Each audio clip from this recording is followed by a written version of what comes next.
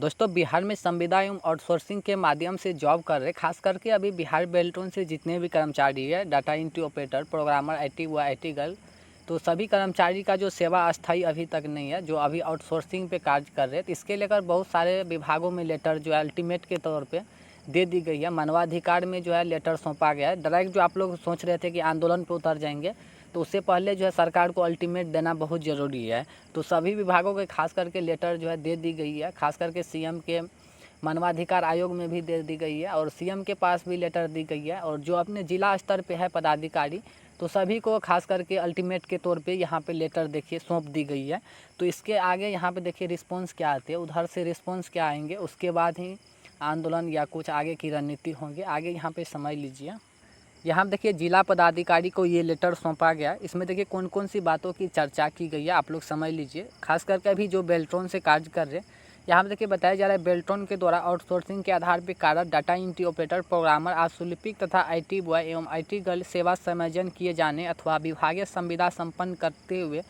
विभाग स्तर पर मासिक वैधानिक भुगतान किए जाने के संबंध में यहाँ देखिए बताया जा रहा है सादर निवेदन पूर्वक उपयुक्त विषय के संदर्भ में कहना है कि वर्ष 1997 से अवगत लगातार राज्य सरकार के प्राय सभी विभागों कार्यालय निगमों निकायों में Bihar state electronic development corporation limited Beltron के द्वारा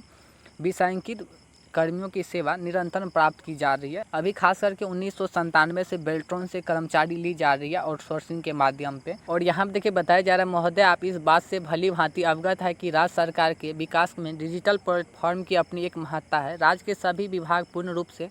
कंप्यूटरीकृत होने के साथ साथ ऑनलाइन पद्धति और अग्रसर है। राज्य सरकार के अंतर्गत ऐसे बहुत सारे महत्वपूर्ण योजनाएं हैं जो सीधे आम जनों के हितों के लिए चलाई जा रही है, जिसके सफल क्रियान्वयन की जिम्मेवारियों का निर्वहन भी हमारे द्वारा सुनिश्चित किया जाता है। और यहाँ पर देखिए बताया जाए महोदय अब राज्य सरकार के कार्यालय में पेपरलेस की व्यवस्थाओं का दौर प्रारंभ हो चुका है, जिसका क्रियान्वयन मुख्य रूप से ई ऑफिस के माध्यम से किया जा रहा है। इसके लिए निकट भविष्य के उपकर्मियों के जिम्मेवारियों में अत्यधिक वृद्धि होने की प्रबल संभावनाएं हैं। और यहाँ पर देखिए महोदय राज्य सरकार एवं प्रगति एवं उसके उत्थान के प्रति सरकारी सेवकों की भांति हम भी उत्तरदायित्व की भावना रखते हैं, परंतु हम जैसे कर्मियों की सेवा सुरक्षा नहीं होने के कारण हमें सेवा वापसी के उपरांत सामाजिक आर्थिक एवं प्रारंभिक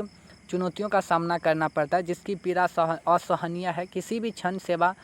वापस हो जाना का ठीक उसी प्रकार है जिस प्रकार किसी व्यक्ति का अंग भंग हो जाने के पश्चात उसे आर्थिक समस्या से जोड़ना पड़ता है। इसमें साफ तौर पे जानकारी दी गई है कि जो अभी बेल्ट्रॉन से कार्य कर रही है ये 1997 से कार्य कर रहे हैं और इन सब की जो अभी सेवा है यह कोई अस्थायी नहीं है, आउटसोर्सिंग पे कार्य कर रहे हैं। और इन सब का जो डर बना रहता है कहीं भी इन सब का सेवा वापस कर दी जाती है, तो हमेशा डर के काम करना पड़ता है। और सैलरी जो है उस सैलरी में भी जीएसटी कट रहा है। और यहाँ देखिए बताया जा रहा है महोदय प्रशासकीय पद वर्ग समिति द्वारा दिनांक 26/8/2020 को आहूत बैठक में ये निर्णय लिया गया था कि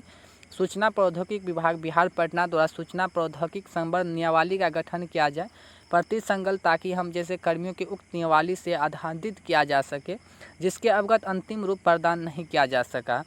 और यहाँ पर देखिए बताया जा रहा है महोदय विविध हो कि झारखंड सरकार ने अपने अधीनस्थ कार्यरत अनियमित डाटा एंट्री ऑपरेटर प्रोग्रामर सहायक प्रोग्रामर को नियमित किए जाने संबंधित अधिसूचना जारी कर कर्मियों के अकारण सेवा मुक्त होने के भय से भयमुक्त भी नहीं किया, वरना उन्हें आर्थिक एवं सामाजिक रूप से सुदृढ़ करने की दिशा में न्यायसंगत निर्णय लिया गया। इसमें साफ तौर पे जानकारी दी गई है कि झारखंड के जो सरकार है उसके यहाँ जो अनियमित कर्मचारी है डाटा एंट्री ऑपरेटर प्रोग्रामर इन सब को जो सेवा नियमित कर दी गई है और सैलरी जो है समय मिलेंगे, इसके रिगार्डिंग भी घोषणा कर दी गई है।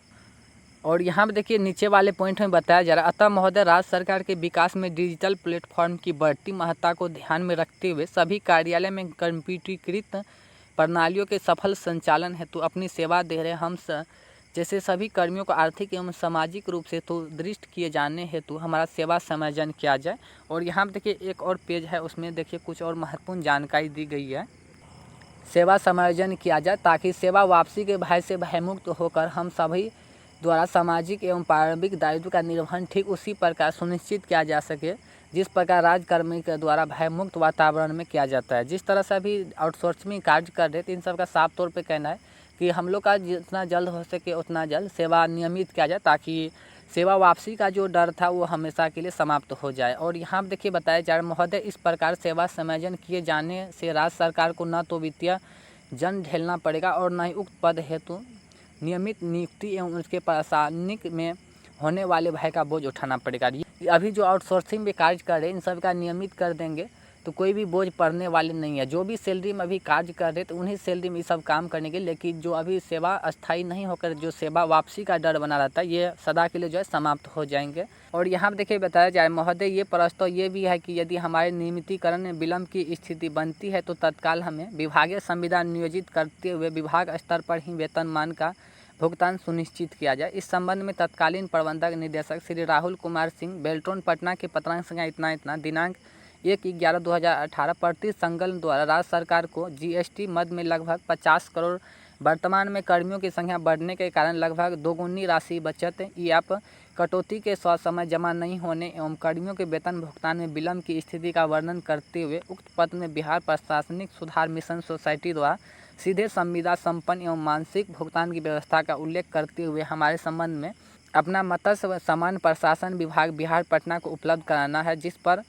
अब तक अग्रसर कार्यवाही अपेक्षित है। और नीचे में यहाँ देखिए बताया जा रहा है महोदय, यह भी उल्लेखनीय है कि वर्ष 2016 में बेल्ट्रॉन द्वारा हम कर्मियों के बीच से ही कई सौ डाटा एंट्री ऑपरेटर की सेवा सीधे बिहार सरकार मिशन उनके ही पेरोल मैनेजमेंट उपलब्ध कराई गई है, जो वर्तमान में उक्त कार्यालय द्वारा सीधे मासिक वेतन प्राप्त करने के साथ साथ संविदा संपन्न की व्यवस्था भी आच्छादित है। इसमें साफ तौर पर जानकारी दी गई है 2016 में कुछ ऐसे पदाधिकारी के द्वारा डाटा एंट्री ऑपरेटर का चयन किया गया था जो अभी पूरा एक तरह से मान सकते हैं कि संविदा पे कार्य कर रहे हैं और उसका सैलरी जो है डायरेक्ट जो भी विभाग में कार्य कर रहे हैं उस विभाग के नोडल पदाधिकारी के द्वारा डायरेक्ट उन सबको सैलरी दिया जा रहा है। तो ये 2016 में कुछ अधिनियम के थ्रू जो है डाटा एंट्री ऑपरेटर का चयन किया गया था बेल्ट्रॉन से। और यहाँ देखिए बताया जा रहा है, अतः भवदीय से अनुरोध है कि वर्णित स्थिति पर सहानुभूतिपूर्वक विचार करते हुए हमारे अभिआवेदन को मुख्य सचिव बिहार पटना को अग्रसित करने की कृपा की जाए। उक्त कृपा के लिए हम सभी